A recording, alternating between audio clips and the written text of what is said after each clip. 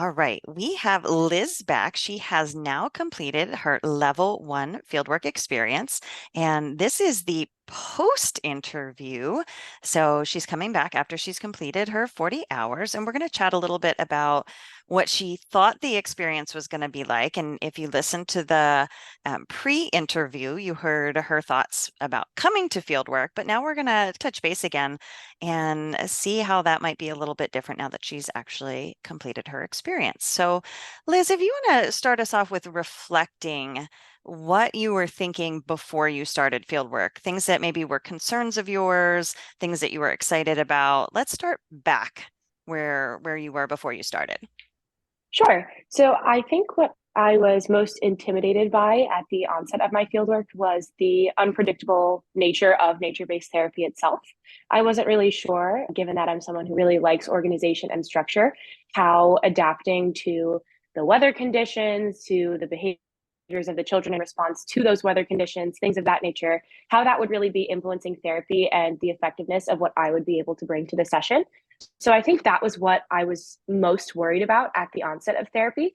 But after having attended multiple sessions, I feel like that unpredictable nature of nature, like I Hmm. said, is actually something that could be beneficial to therapy, that could serve as a therapeutic force that can help to facilitate therapeutic outcomes by having children learn to adapt to all of those things that I, even myself, was a little intimidated by in the first place.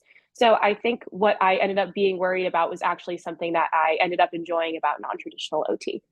Yeah, well, and you know, sometimes we spend a lot of time trying to keep everybody comfortable, and with kind of our modern technology of air conditioning and heating, and we can have a lot of those experiences, but for kids with sensory processing issues and challenges where being uncomfortable leads to dysregulation or emotional meltdowns, being outside in the cold, the heat, the rain, the weather's a little different is really, like you said, a benefit because they get an opportunity to stretch a little bit and to work on Mm-hmm. some of those coping skills when things aren't exactly the way that they would prefer them to be. So it's interesting thinking about how you were coming into it and that being a concern of yours, and then seeing how it all played out and feeling like there's therapeutic benefit in that. So, yeah, we definitely see that. And families definitely have some of those concerns too when they start working with us of is it going to be too hot? Is it going to be too cold?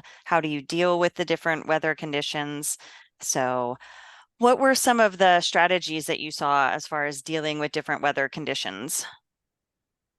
I think really, in a way, like not even focusing on the weather conditions and just acting like each session was its normal session that it would be otherwise was really helpful, and not pointing out, oh, today's such a hot day, it looks like it's going to rain, all of these things. It helped the clients avoid focusing and hyperfixating on those as well, because if you act like it is just like a normal day to day, then it's not really something that they're going to point out that could, like you said, could cause some of that dysregulation if you yourself as a therapist are in like a zen state acting like everything is the way it's supposed to be. So I think that was really helpful for a lot of those children. Definitely in nature-based therapy, it is just another day. It kind Mhm. of doesn't matter what the weather is, it is just another day. What are some of the strategies that you used to manage your own like energy levels or hydration, things like that? Because certainly as we Mhm. are outside, or it's just a very much more physical setting than maybe some other fieldwork settings, like a school-based setting where you may not be having quite the same physical Mhm. demands. Were there any techniques or strategies that you used to help yourself? Definitely, I would always eat a snack on my way in the car before I would attend sessions just to refuel and get ready to go. I would always have water breaks between sessions. I made sure I was hydrating because I'm a big water drinker. So making sure I stayed on top of that whenever I could in between those breaks was really important for me as well. And if it got a little hot or there wasn't really a breeze and it started to weigh in a little bit, I would just like take a deep breath or two and let myself take a moment to recharge. So I think that was really helpful, just reminding self like where I'm at and why I'm there, and refocusing on the clients themselves gave me an energy boost too. Yeah, definitely for me, I know I always have a hydration pack with my Hmm. water, so adding electrolytes when I'm taking my water. Yes. The snack is big too, although I usually pack my snack for the way home. And so I've got something to look forward to in the car, like, okay, I've got a snack because I know that when I get home, I'm going to have three kiddos that are super excited to see mom.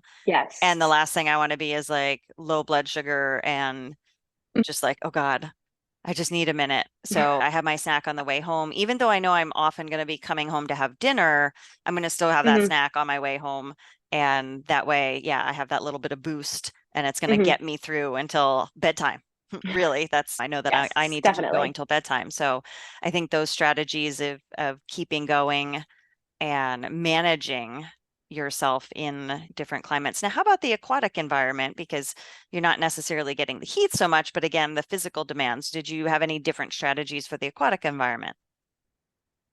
So the pool was definitely cooler than I thought it was going to be when I had to go in for certain sessions.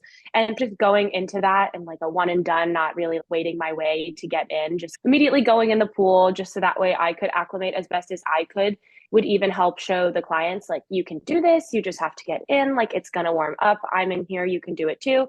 So just essentially like diving head first into the pool and having that experience was really good for myself. And then even just once again, like focusing on the client during the sessions distracted me if the pool started getting cool after that like 30-minute mark of being in the water. That was really helpful. Yeah, that's one of the reasons why we found like when we're working, we use wetsuits because it does help to keep that heat in. Hmm. We get that nice warm layer of warm water around us. Yes. But like you said, I think there's a huge component of regardless of your own comfort level with the temperature of the water when you initially touch it, you just need to get in because when you're like, Yes. and you're hesitating, the client's going to look at that and be like, oh my Hmm. God, it's going to be cold or I'm not going to like it and so Hmm. I'm definitely one where I'm very sensitive to the cold in the pool. And after like the first session, I was like, okay, yeah, you got to put your game face on. And it was like, you just walk Yes. in, it's bath water, like, here we go. And Hmm. then when, if they're expressing as they're getting in that it's cold, then yeah, you can absolutely validate their experience, but you certainly don't want to turn them off from the experience by your own Hmm. reactions to things. So I think that that's really important from students' perspective of like, when you're working with clients, you have to be the model. And Yes. if you can't model it, then they have nothing to go off of. Hmm. And I think you're right. Like if I didn't go in and act like it was fine, then I have no reason to expect that they're going to do the same. So I think understanding that even if it puts me in a somewhat uncomfortable position for even just like a few seconds, like it's worth it in the end if it facilitates better outcomes.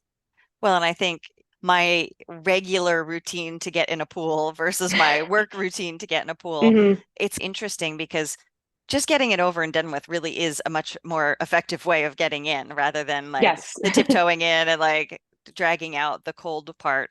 It's like, well, if you just get it over with. And I think if we Yes. think All or about, nothing. yeah, we think about how many of our sensory sensitive kids take that approach with a lot of things. I don't know if I'm going to be overwhelmed. And so I'm just taking little bits at a time and having a way to model to them, let's just get in and your body will acclimate and will give you tools to help you get through that, whether it's the water, whether it's Hmm. outside, no matter what that experience is. I think it is applicable to a lot of different experiences. And we can just take our own experiences Hmm. from getting in the pool. And depending on the water temperature versus the outdoor temperature that fluctuates of like how much there's a contrast in between the two and how much sometimes Yes. the cold water can feel really nice when it's really hot out. A little bit of variety there. So going back again, a reflection piece.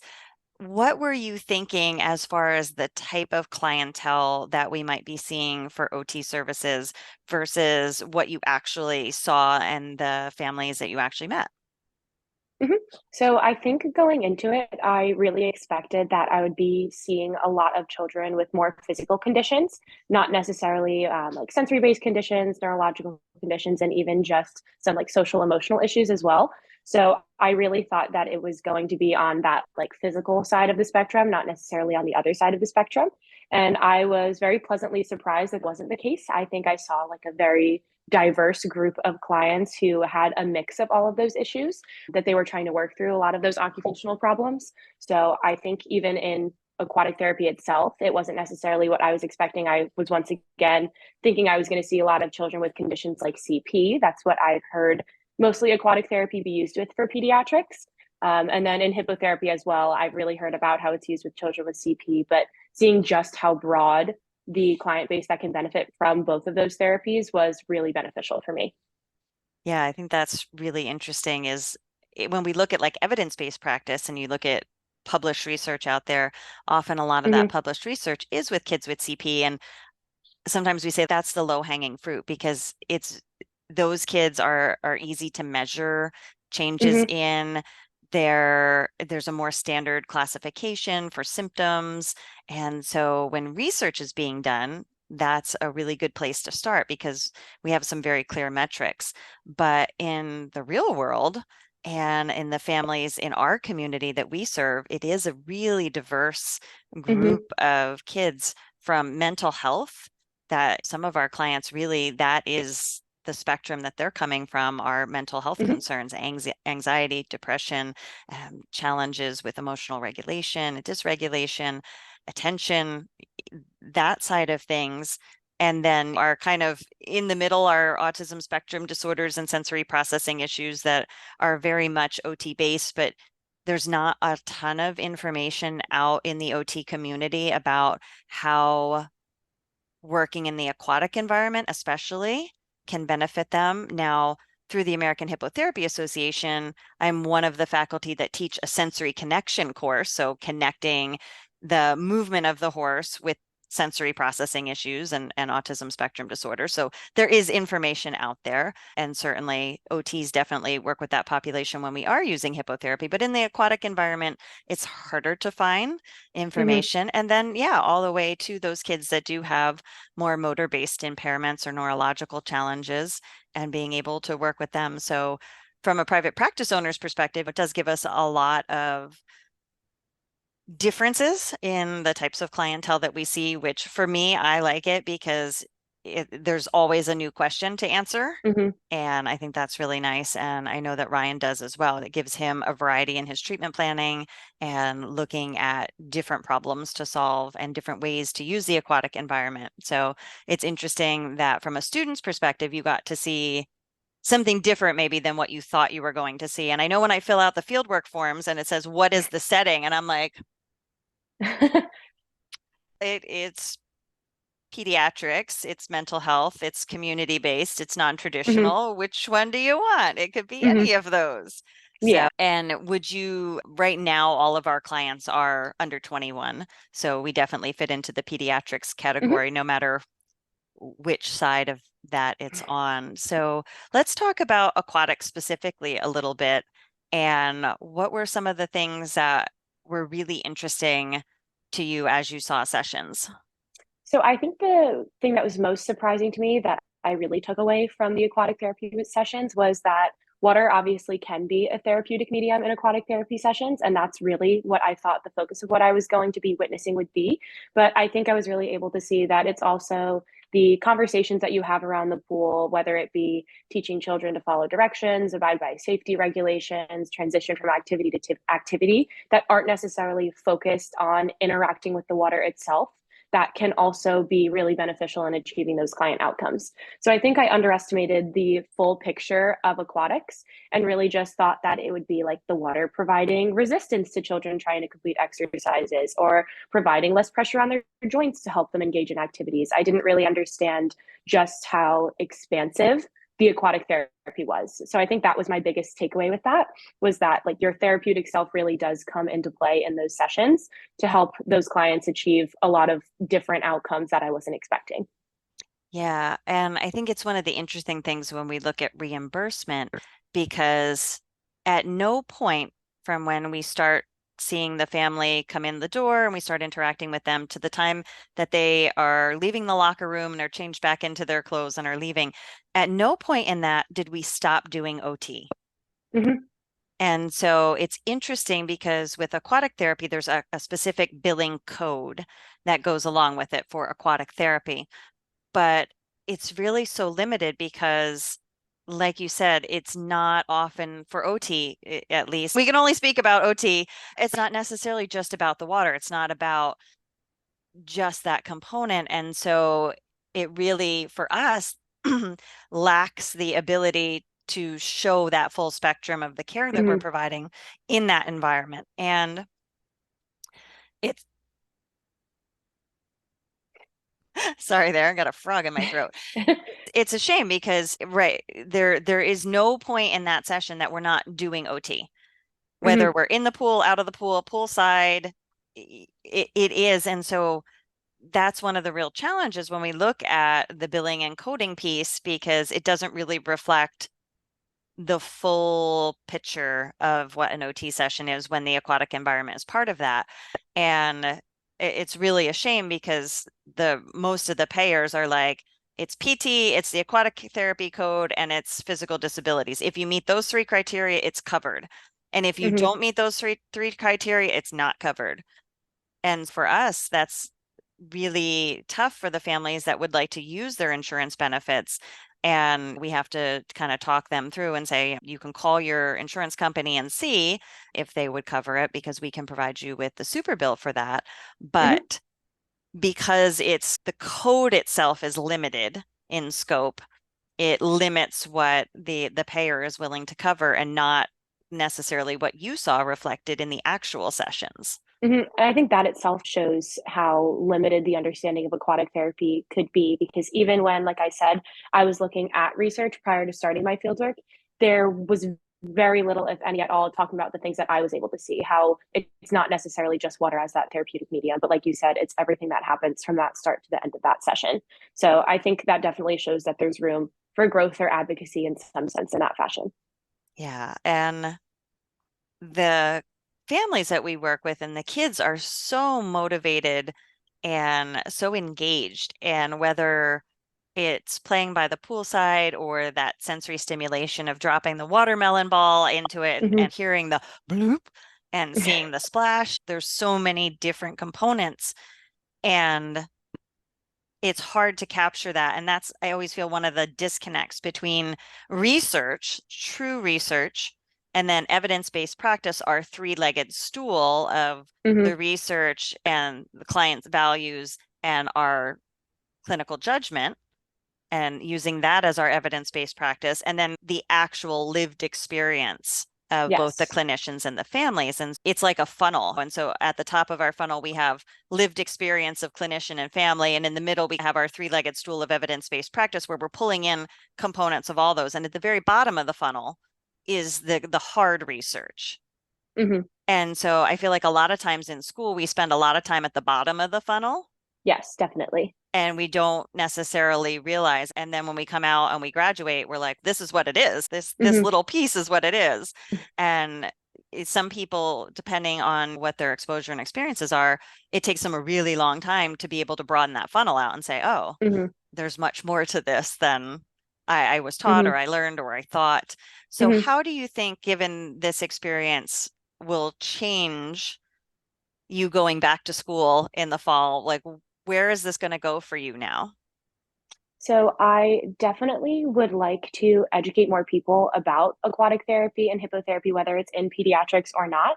Because, like you said, given that funnel and how much time we spend on that hard, intense research at that bottom, we learn so little about aquatic therapy and hippotherapy in our education. We really just have like the definitions of the terms. We don't really go in depth into like what a session looks like, what goals can be met in the session, the type of clients who can benefit from these practices. So helping to expand my peers' knowledge, whether that be through choosing to start my own research on that and some of the research courses that I have left in my education, or even just bringing it to some of the club members at the Student Occupational Therapy Association we have on campus that I'm going to be president of. I feel like I have somewhat of an obligation to help expand that lens and move them out of that funnel, like you were saying, so that way they can see some of these lived experiences of these clients firsthand. Yeah, I find a lot of the families that we work with, they've had a long therapy journey.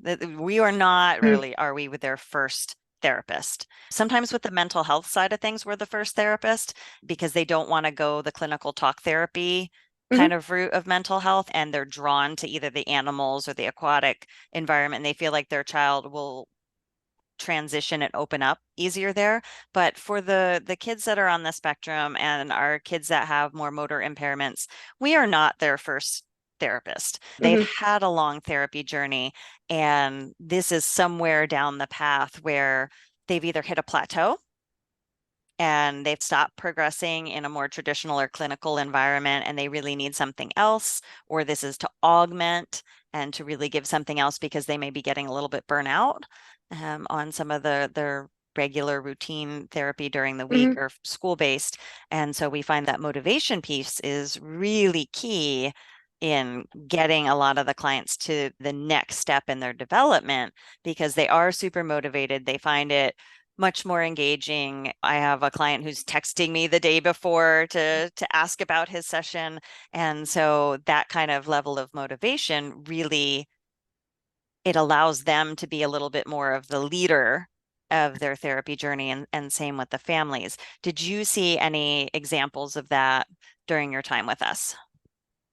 I think I definitely saw almost in essence like a light bulb go off when the children entered the stable, seeing them transition from the parking lot into that therapeutic environment that might not even feel therapeutic to them in a sense. It might feel like they're just like engaging in horse riding or engaging in play or just interacting with animals in more of just like a leisurely sense. So I definitely saw them kind of switch on when they were around those horses. And that was really exciting to see as well. I saw clients go from not even wanting to touch the horse, not wanting to sit on the horse, to actually being able to engage in a session where they were able to do laps around an arena. So, understanding, like you said, how moving a child from that traditional therapeutic environment and like a therapy gym or an outpatient clinic to this environment instead, this non traditional environment, can be super motivating. And I think a lot when we think about the ability to transfer skills and we think about our clinical environment that can be very structured and we really can set up the environment just the way we want it.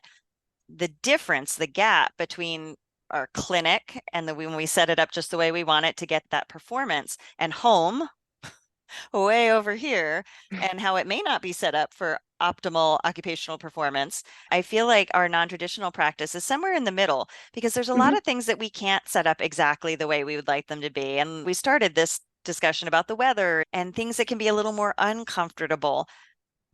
We're moving that child along the continuum to home life, which Mm-hmm. really sometimes can be very chaotic, or there are lots of things that the child can't control at home or Mm-hmm. the parent can't control at home.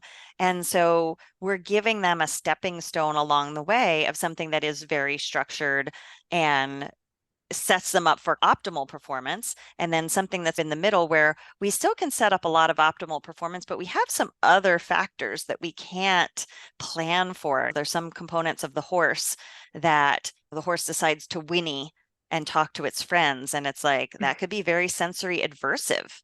Mm-hmm. And so that child that initially doesn't want to touch the horse or interact with the horse now is sitting on the horse doing their lap, and now the horse is whinnying. And we're like, oh, are we going to be good or are we going to are we not going to be good? So that experience of being able to take them to a midpoint and then when they're home and mom turns on the blender, which is another somewhat noxious, unexpected sensory Mm-hmm. event, they're like, oh, I've had something and I was okay and I was able to move through that. And now, and we hear that from families is that, oh, they were really reactive to this. And now I'm starting to see less reactivity at home. And it's our job as clinicians then to go back and help the parent connect the activities that we were doing in a non-traditional setting, whether that's the water or being out at the farm or the movement of the horse, Mm-hmm. do some of those things that they're seeing at home because they'll a lot of times they'll report a change but they'll have a little bit of trouble making the connection between the therapeutic activity or experience that Mm-hmm. we had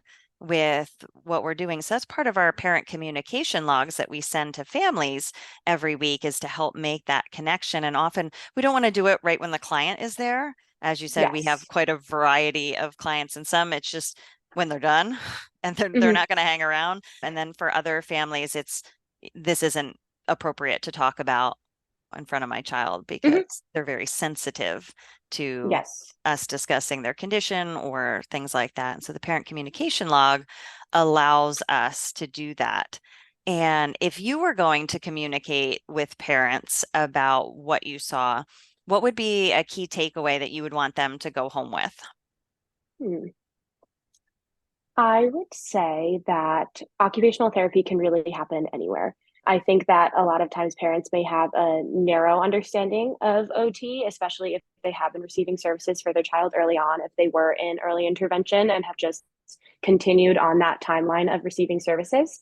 And I think understanding, especially even for parents who may not be able to attend sessions, if one parent in particular is continuously the one who's bringing that child to therapy, understanding that it's not necessarily dependent on the setting that your child is in, but that they can be receiving services in any way that benefits them. Whether, like you said, that be hippotherapy, aquatic therapy, if it's like attending services or sessions at the client's home, or if it works for them to be in a traditional like outpatient clinic or a therapy gym. So I think understanding that whatever works for your child works, and understanding that there's no wrong way to receive services is what I would tell parents, because I feel like especially even like pediatric clinicians might also have a somewhat narrow understanding of how OT can be provided to kids, where parents might think, oh, I have to be bringing them to this outpatient clinic like 3 days a week, they need to be doing these activities when they're there to get these outcomes, but trying to broaden their understanding. If it works for your child, it works. If there's outcomes that you're seeing that you feel are benefiting the functionality of your child, then it's worth continuing these services. So I think really emphasizing that just whatever works for your child works. Yeah, and I think that's one of the unique or tricky things sometimes is when we are in a nature-based setting or even the aquatic setting, not we don't see it with the horses. That's a different kettle of fish, but in the nature-based setting or in the aquatic setting, sometimes I could do this from the parent's perspective. Like, why would I pay a therapist when I can take my kid to the park or I can take Mm-hmm. my child to the pool? And so it's really interesting when we are explaining to parents of looking for those therapeutic moments and how we're building skills from some base level skills. And now we're going to put in some challenges or we're going to do some playful obstruction and then giving parents the tools to carry those over when they do go to the park. But what about that component? If the parent has the converse side of things as I could do this, like, why is this therapy as opposed to me just bringing my child to the park? Did you see any Mm-hmm. evidence for that? I think OTs have a really unique way to holistically look at each client. And like we've already talked about, even if a child has more motor based problems, being able to understand how you as the OT can alter the sensory environment, how you can motivate your client, how to meet their different emotional demands that they may have. I think OTs really have that base to be able to take just like a traditional walk in the park and make it into something even greater.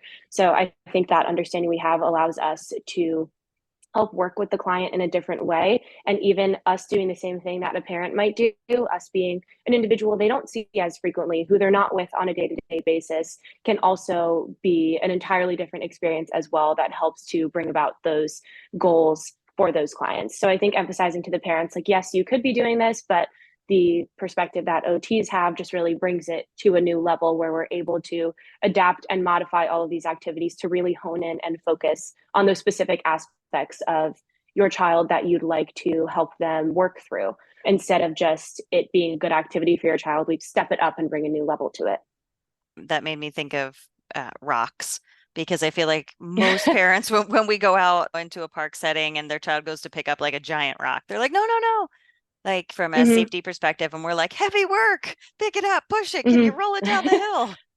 And being able to explain that to the parent, like, oh, we're using this actually very purposefully. We do have safety rules, right? You can't throw the giant rock in the direction Mm-hmm. of someone else, but Yes. the actual lifting or moving of the rock or the log, things that are big and heavy, is a great sensory regulator. And then all of a sudden you see the light bulb go off for the parent of like, oh, like I wouldn't have let them do that because Mm-hmm. I'd be afraid that they're going to hurt themselves or they're going to hurt someone else. But knowing now that could meet their sensory needs, oh, that's really interesting. And so being able to look at the environment very therapeutically and say, what do we have access Yes. to here? What's going to provide good resistance? What's heavy work? So we've touched upon motivation a couple times. And as we get to the end of our discussion here, when you realized that this was going to be your summer fieldwork placement, what was your initial motivation as far as being interested in this placement? And then did that change at all as you went through the experience and now at the end? Because you said, I'd like to at least bring this back to soda and share my experiences with my soda group. So I'm curious, which is one of our core motivational domains here is curiosity. So I'm kind of curious. I'm going to kick into mine here about yours. So I was quite surprised when I saw what my placement would be. I was one of the students who got their placement a little bit later in the semester. And I had talked with some of my peers who had placements at inpatient psych wards, at local hospitals, and other kind of traditional mental health areas that you would expect to see an occupational therapist practicing in. So when I got my placement and I started looking into it, I was really surprised. And then I started to be really eager because I had never really thought of getting a placement at a practice that practiced hypnotherapy or aquatic therapy. So I was very excited because it really did feel like a one of a kind experience. And then I started going into a little bit more, like I said, the research that's out there of aquatic therapy and hypnotherapy. And I started to feel like I was a little bit in over my head. And then once I started to actually attend sessions and had training about how to go about each of these practices and interact with the horses and how to safely navigate children around the pool, I felt a lot more comfortable. And I was really able to delve into that learning. So I think my motivation stayed really consistent throughout the entire process just because it was such a unique placement that I was lucky enough to receive. Um, and even though like I said, it was a little bit daunting for me at the beginning, having never really worked with horses before or seen aquatic therapy in action, I was really excited throughout the entire thing because each day attending each of those sessions felt like I really was learning something new. Yeah, there's definitely that variety and novelty is definitely part of our work. And I know we always have students listening. And if you were going to talk to the student who's listening right now, and what would it be something that you would want them to know, either about an opportunity to have a non-traditional placement or something that you would want to share with them? I would say take advantage of every opportunity you have to immerse yourself in a non-traditional experience because like we talked about before, even if as a future clinician, I'm not necessarily going into a practice that's predominantly nature-based, if I am able to take a child when I'm working in a school-based setting and have a session at a picnic table on the playground, or if I'm at a skilled nursing facility and able to bring a client out onto a patio for a session, understanding how that changes the entire environment and can alter the demands of whatever activity I'm doing with my clients and really just improve their overall mood and temperament is something that I say that I have definitely taken away from my fieldwork experience.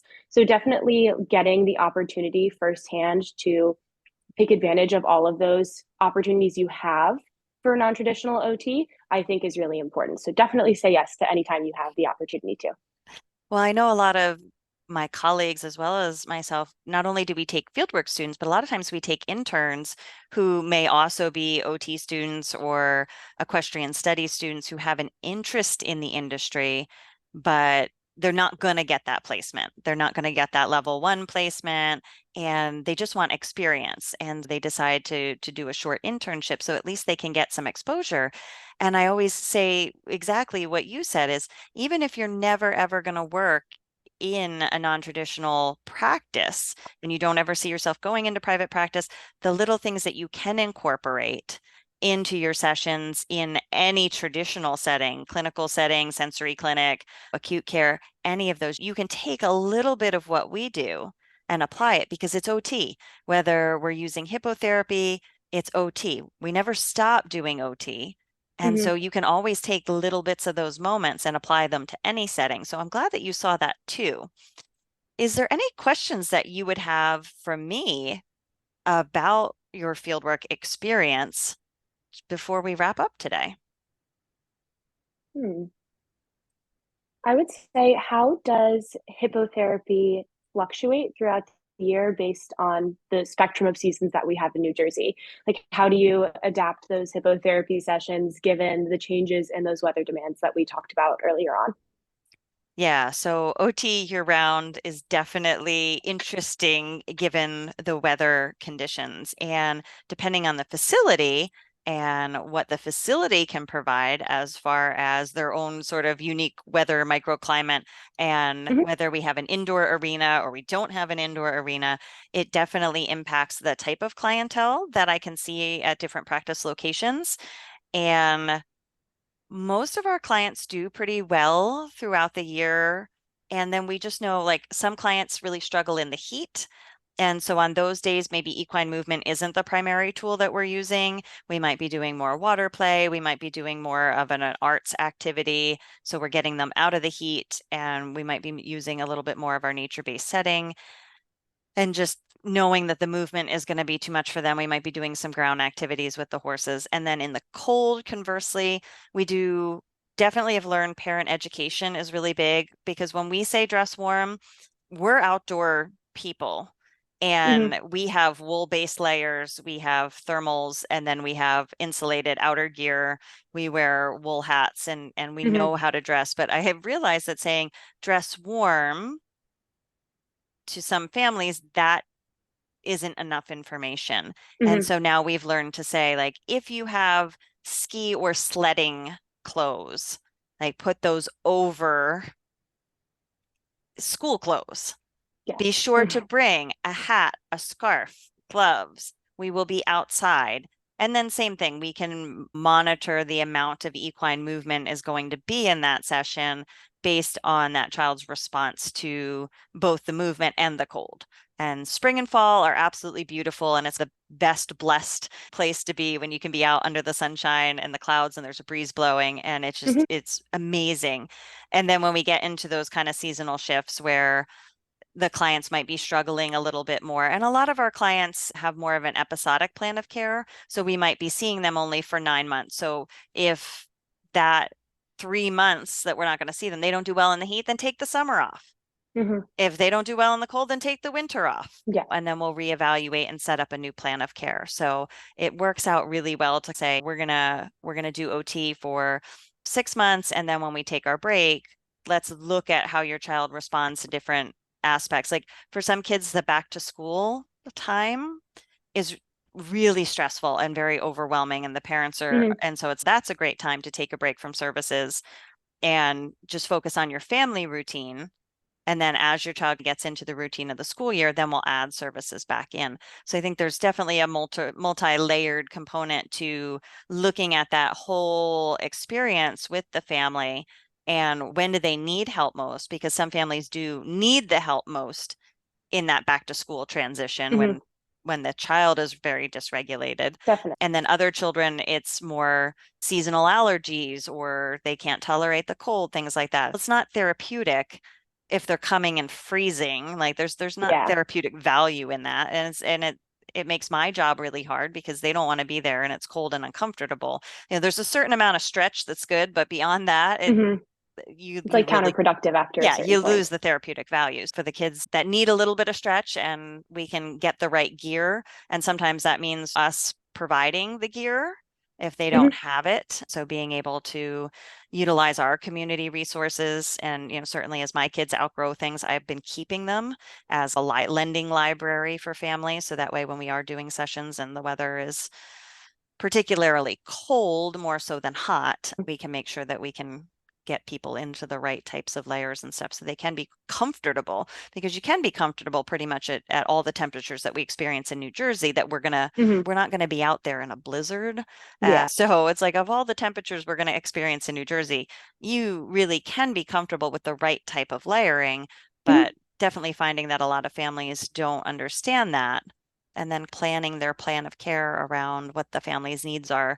So that way, throughout the year, we can support them. And then when they go into that discharge phase, making sure that for us, it's not the end of the relationship, that we're there either with a monthly check in, and that could be something like this, like a Zoom call, just to find out Hmm. how things are going and making sure that if they need some support, that we're still there. Because I feel like a lot of times for either a bigger clinic or school base, it's like, well, once we're done with the school year, then I'm not going Hmm. to see you again until the fall, and you might be reassigned to my case, you might not.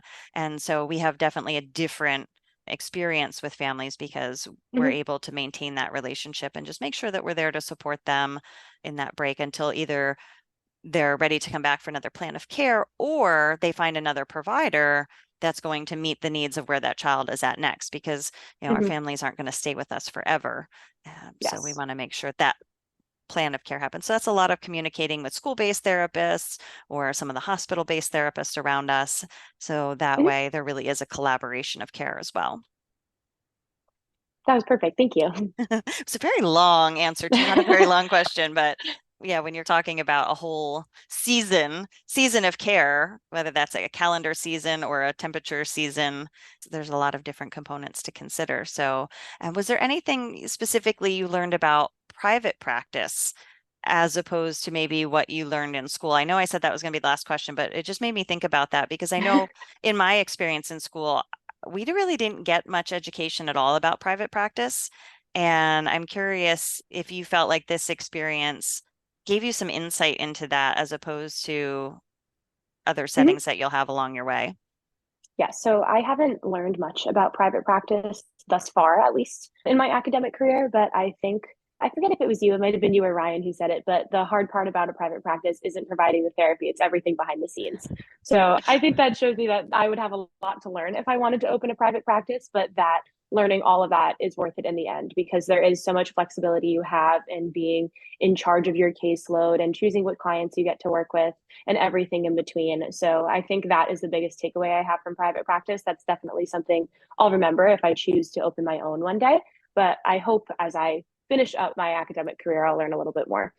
Yeah, I hope so too. I really hope that more academic programs at least give an introduction to private practice because Mm-hmm.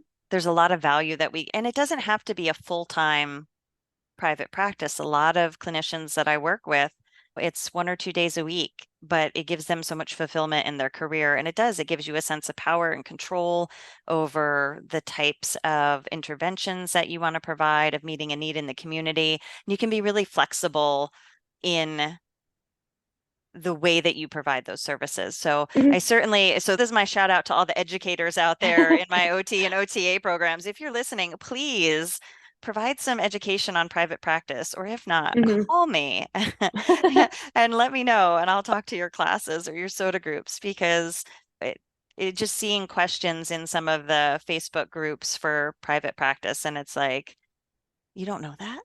Like you didn't hear that in school? So I'm hoping our schools do better too. So anything that you want to wrap us up with, Liz? I don't think so. I think that covered everything. Excellent. Well, it was a wonderful experience having you as a fieldwork student. You were wonderful to work with, and our clients really enjoyed spending time with you and the interventions that you brought along and provided.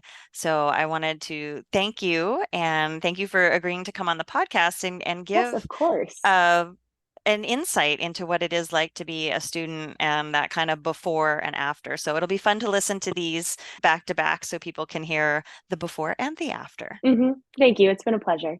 All right. Have a good summer. Thank you. You too. Bye.